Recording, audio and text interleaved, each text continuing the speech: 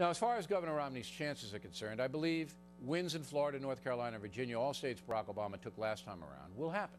He'll win those states. But the governor also has to win Ohio, and it is there problems arise. I also think Romney could win in Colorado, but Obama looks to have Nevada locked up.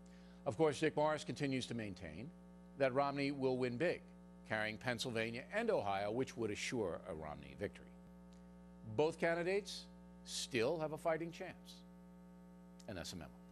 A lot of these polls reflect an electorate which is more Democratic than most people think is going to turn out on Election Day. Right. Obama is ahead in many of these key states with early voting. Right. But he's not as far ahead as he was 4 years ago. Right. So that reflects the whole idea that the intensity level among Obama voters is less than it was 4 years ago. And if you look at the Romney campaign as it exists today, you look at the crowds, you look at all those things, crowds are not a great way to judge it, but they're a good sign of intensity. There's a lot of intensity on the Republican side, and that matters on Election Day. I don't know of any sane person who thinks that the Democrat intensity in this election is going to match it.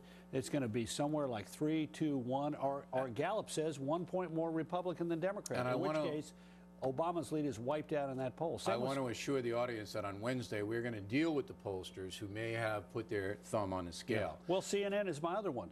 They have a tied poll with 11 points more Democrat than Republican. And that says that Romney would win because they're stacking it to the favor of the Democrat. I think Ohio goes to Romney for the reasons Carl said.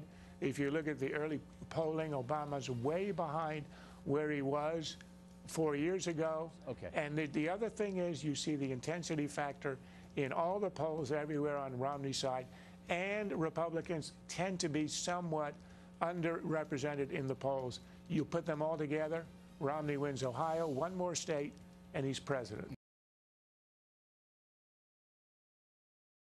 I undercounted the minority turnout and women and young people.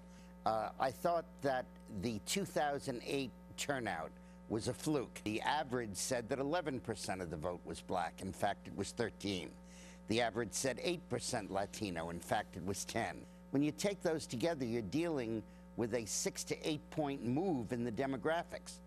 So when I predicted that Obama would lose by 5 points, Romney would win by 5, and in fact, Obama won by 1, that's a 6 point move, and that's because I got the demographics 8 points wrong. Okay. The permanent conclusion here is that, as Sabato said, America has changed.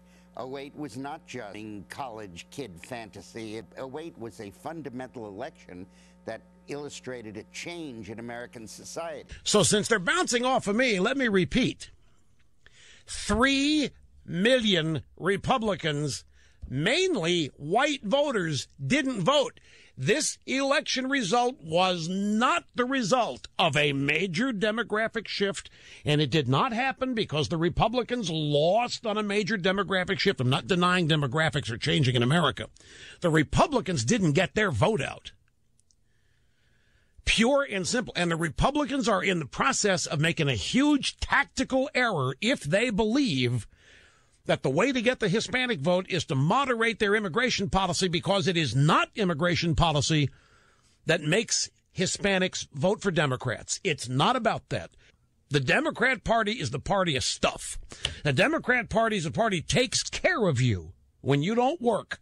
Why does anybody vote Democrat? It is not immigration policy.